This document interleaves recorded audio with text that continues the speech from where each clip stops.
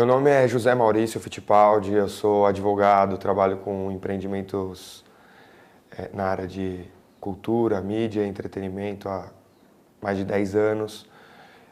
E estou aqui hoje para falar para vocês de modelo de negócio, né? Que é algo que, se for pensar assim na área de empreendimentos criativos, diria que é um pouco negligenciado. É uma parte da estruturação do negócio um pouco negligenciada e, na verdade, coube para mim falar desse assunto. Foi algo, quer dizer, que eu não escolhi propriamente, quero falar de modelo de negócio, mas dentro dos temas era necessário falar. E é um tema que eu acabei considerando o mais importante, não no sentido de que os outros não sejam importantes, mas no sentido de que, se você for pensar qualquer negócio, qualquer empreendimento, qual que é a alma dele, né? É um modelo de negócio.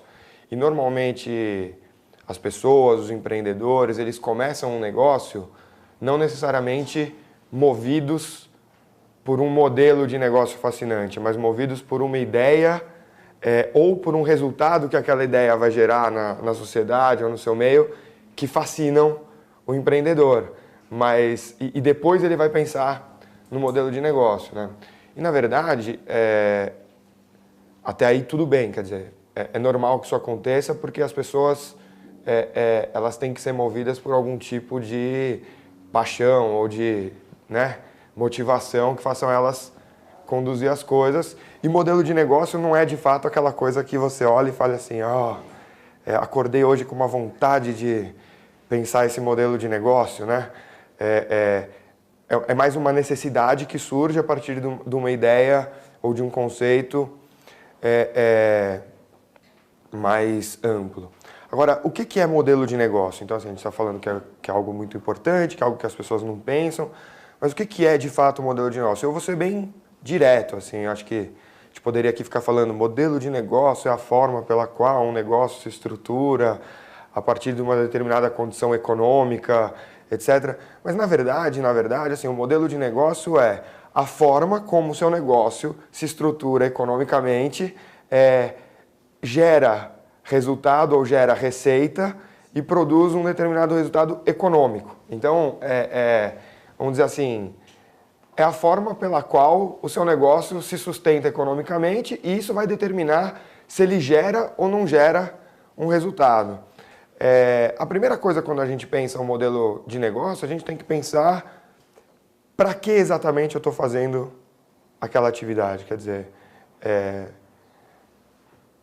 qual que é meu principal objetivo aqui? Porque definir o modelo de negócio não significa necessariamente definir a forma pela qual você vai ganhar dinheiro, mas significa a forma pela qual o seu negócio vai operar economicamente. E muito embora você possa, embora não seja comum no plano econômico, no ponto de vista econômico, você possa estabelecer um negócio cujo objetivo não seja, ou cujo objetivo principal não seja ganhar dinheiro, é inevitável você ter um modelo de negócio, porque nada no mundo acontece ou se estrutura fora de uma conjuntura econômica. Então, quer dizer, ainda que você vise só a sustentabilidade do seu negócio, ou que você de fato tenha por objetivo, não, eu estou montando algo para ganhar dinheiro, de algum jeito aquilo vai ter que se viabilizar economicamente, e o que torna possível isso é a definição de um modelo de negócio eficiente, ou de um modelo de negócio que de fato funcione, né? Então, quer dizer, a conversa aqui hoje assim, é bastante econômica, no sentido de que eu não vou dar tanta importância para a ideia de cada um ou para o resultado que cada um quer produzir, mas para a gente aqui exercitar e pensar como que o negócio que cada um de vocês está criando, se estrutura economicamente, né? E eu vou aproveitar para fazer algumas provocações, por exemplo, colocar a questão da lucratividade do negócio, né? Eu pude estudar o negócio de cada um de vocês, dentro daquilo que está postado no site, eu percebo o seguinte, quer dizer, as ideias são todas muito interessantes, digamos, os negócios que estão por trás deles são criativos, mas muitas vezes eu tive dificuldade para entender como que aquilo vai se viabilizar economicamente. Ou seja, eu acho que falta, em vários dos negócios, pensar de fato o modelo de negócio.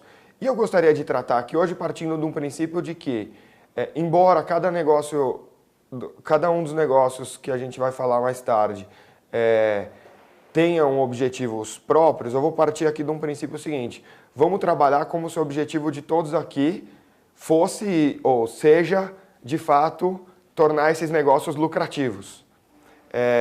Por que eu estou dizendo isso? Porque, na verdade, a gente tem que partir de um princípio, e aí algo que eu acredito pessoalmente, é de que se a gente consegue estruturar negócios lucrativos, eles se sustentam. Se eles se sustentam, eles aumentam os resultados que eles produzem. Então, se os negócios de vocês produzem resultados que também beneficiam o conjunto da coletividade, o conjunto da sociedade, eles sendo lucrativo, eles vão beneficiar ainda mais. Ao passo que eles sendo simplesmente autossustentáveis ou então deficitários, na verdade, você vai estar fazendo pouco pelo resto da coletividade, né? Entrando especialmente, então, na questão do modelo de negócio. O que na verdade, define um modelo de negócio bem-sucedido ou não em qualquer área, na verdade, né? Se a gente for pensar em qualquer área de atuação, você ter um custo de produção determinado, um canal de distribuição eficiente e uma relação entre o que você está vendendo e o que você está pagando para produzir aquilo que seja, digamos, positiva, né? Então, se o seu custo de produção mais distribuição é menor do que o que você obtém para produzir aquilo, você tem um bom começo dentro de um modelo de negócio. Isso é muito importante no negócio de cada um de vocês, porque vocês pensam assim, vocês têm negócios aqui, por exemplo, para produzir uma plataforma de integração entre público e museus. Num caso como esse, quer dizer, qual é o principal desafio? Como eu trago receita? Né? Então, aí a questão do financiamento, que é bem importante. Ou então você tem um modelo de negócio para produzir aplicativos para plataformas digitais. Eu não sei qual de vocês, mas um aplicativo de internet que interliga os provérbios com os conceitos e faz uma espécie de ligação conceitual de uma série de coisas. Quer dizer, a ideia é muito interessante. Na verdade, aí o problema não é tanto de financiamento, mas é de distribuição, né? Como eu faço isso chegar ao maior número de pessoas e como eu crio uma ferramenta que as pessoas de fato possam usar. A gente estava falando antes de começar, sobre Facebook, o filme, lá, redes sociais. Quer dizer, ali o desafio, a discussão era exatamente essa, né? Quer dizer, um sujeito queria financiar ou monetizar um negócio rápido, vendendo publicidade, fazendo um negócio, e o outro tinha uma visão mais ampla de que o negócio seria muito maior se eu tivesse distribuição, se as pessoas aderissem àquilo, e aí então é um pouco o caso também do YouTube, de todas essas plataformas digitais de grande porte, né? Então aí eu acho que é um problema, uma questão de pensar a distribuição. Basicamente, nós vamos estar sempre falando de pensar nesses dois eixos, quer dizer, como eu financio o negócio, ou seja, como eu faço o dinheiro entrar, e 2, como eu distribuo o resultado, como eu faço o produto sair e chegar nas pessoas, né? Então, a partir daí, quer dizer, essa é a grande dificuldade. E a gente pode tentar identificar, assim, dentro da cadeia de produção, né, de qualquer tipo de empreendimento, onde estão de verdade os elos de valor, né? Onde em cada elo aí da cadeia você de fato agrega valor àquilo que você está fazendo. Eu vou dar um exemplo. Na área editorial, você tem um livro, então você tem um custo de produção do livro, tem um empenho do autor, etc, etc. O livro pode ser sensacional, pode ser um baita de um livro. Se você não tem distribuição, não chega nas pessoas, aquele livro não é conhecido o suficiente, logo a editora provavelmente vai dizer, bom, seu próximo livro ou a próxima edição não tenho interesse em fazer. Isso significa que o livro era ruim? Não necessariamente. mas significa que ele não foi capaz de identificar os canais de distribuição adequados para aquele tipo de produto, né? A mesma coisa a gente está cansado de ver na indústria do entretenimento. Uma série de produtos cuja qualidade é bastante discutível e a gente pode até questionar e dizer, mas por que esse produto faz tanto sucesso? Mas porque ele está conectado, na verdade, a canais de distribuição de massa adequados àquele tipo de produto e que produzem um certo tipo de resultado. Então, onde eu quero chegar? A distribuição é um elo que agrega muito mais valor a um determinado empreendimento do que a gente gosta de pensar, porque, na verdade, é ele que possibilita que um determinado produto chegue nas pessoas. Historicamente, quer dizer, se a gente for pensar lá atrás, eu acho que é interessante pensar isso como um processo de evolução, né? Os canais de distribuição eram, de fato, os principais elos da cadeia de qualquer segmento industrial, seja indústria criativa, seja indústria tradicional. Quer dizer, você pega, por exemplo, para usar o exemplo de Hollywood, né? O grande segredo de Hollywood nos seus primórdios foi o quê? Foi dominar e estabelecer uma rede de distribuição dos filmes. Na indústria editorial, o grande segredo, na verdade, dos grandes grupos de mídia atuais, principalmente na área editorial, foi estabelecer uma presença forte nos canais de distribuição. Então, o Grupo Abril, onde que ele sempre foi forte no passado? Ele foi forte porque ele chegava em todas as bancas, e as revistas da Abril chegavam em todas as bancas, e era assim que se impunha um determinado poder dentro de um segmento. O que está acontecendo hoje? E aí que eu acho que se abrem milhares de oportunidades para todos nós aqui. Os canais, as novas tecnologias estão possibilitando canais alternativos de distribuição com um custo muito mais baixo, né? E com um alcance ainda para ser definido, né? Então, você compara, por exemplo, a indústria editorial do passado, em que ela precisava ter 50 mil caminhões espalhados por todo o Brasil. Eu tinha que ter centros de distribuição, porque eu produzia revistas, eu mandava essas revistas para o centro de distribuição, os caminhões pegavam, mandavam para as bancas, as pessoas iam comprar a revista na banca.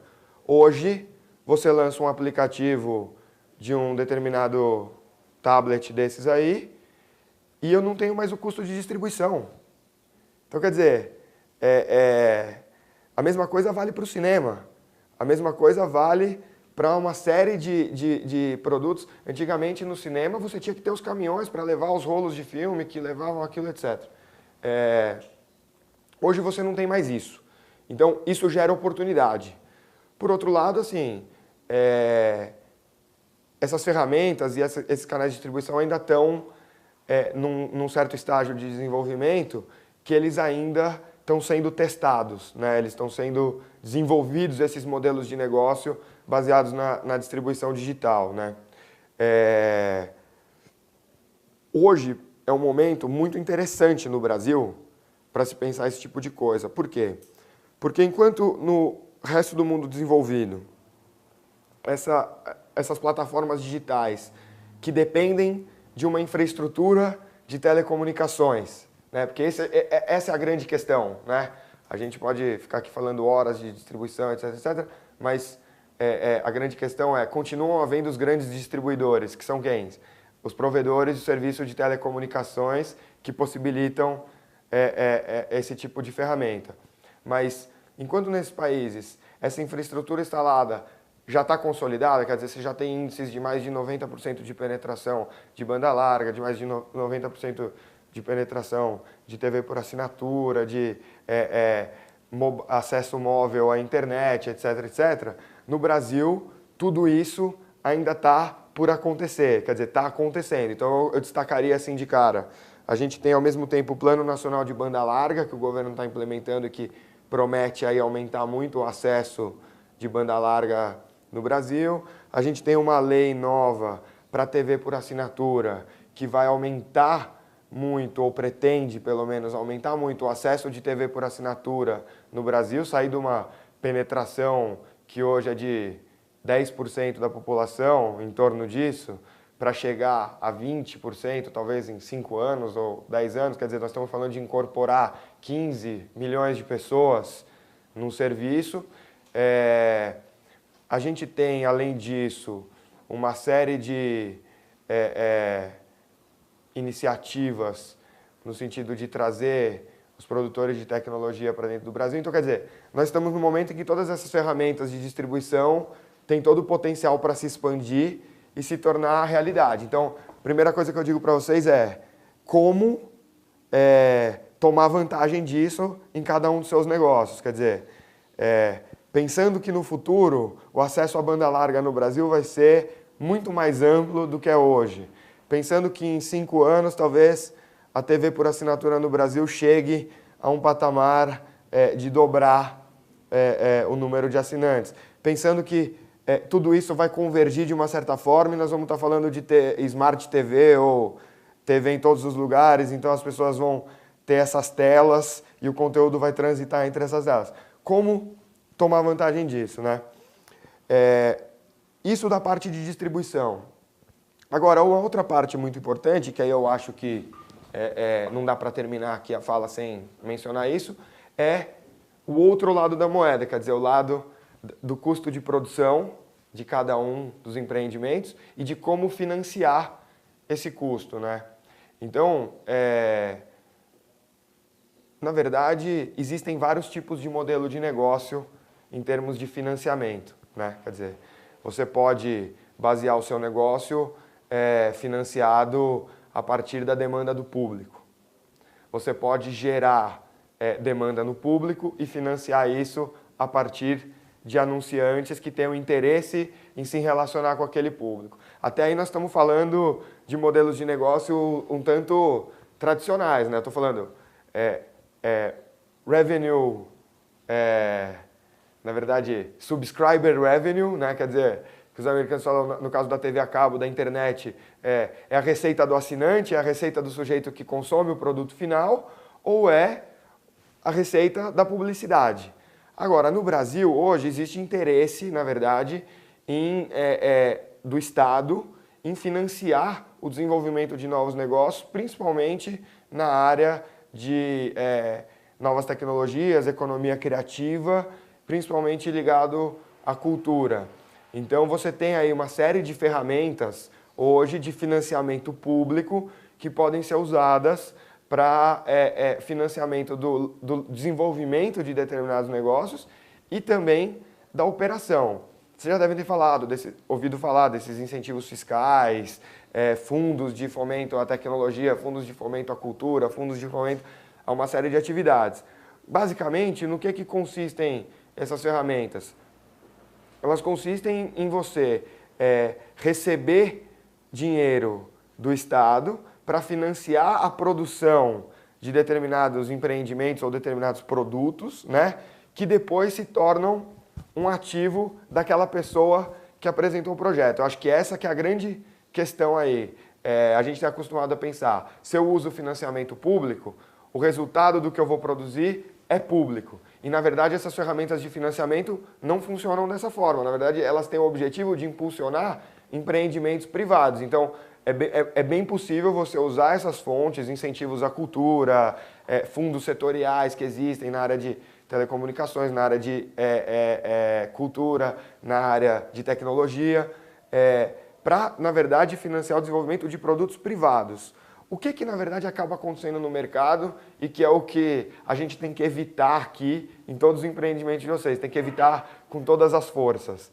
É que, na verdade, vocês comecem a pensar que o resultado físico do empreendimento de vocês seja um fim em si mesmo. Ou seja, quer dizer, na medida em que eu produzo aquilo, eu atingi o fim e, na verdade, aquilo é só o começo. Eu estou dizendo isso porque é o que a gente vê no mercado em relação à grande maioria dos empreendimentos, em especial na área de economia criativa. Parece ser uma certa maldição da economia criativa, que as pessoas desenvolvem os seus empreendimentos, de alguma maneira obtêm financiamento, mas esse financiamento normalmente é público, porque não existem fontes de financiamento privadas para o desenvolvimento desses empreendimentos. E acaba que o financiamento público, de uma certa forma, anestesia o empreendedor. Então ele recebe esse recurso, estrutura o empreendimento dele, pronto, acabou, eu tenho um resultado, eu entreguei. E quando na verdade não, a rigor isso é só o começo.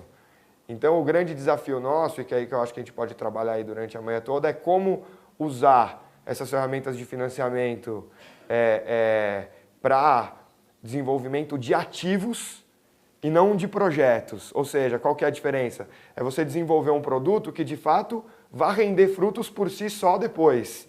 E não simplesmente desenvolver um projeto que depois ele acontece e acaba.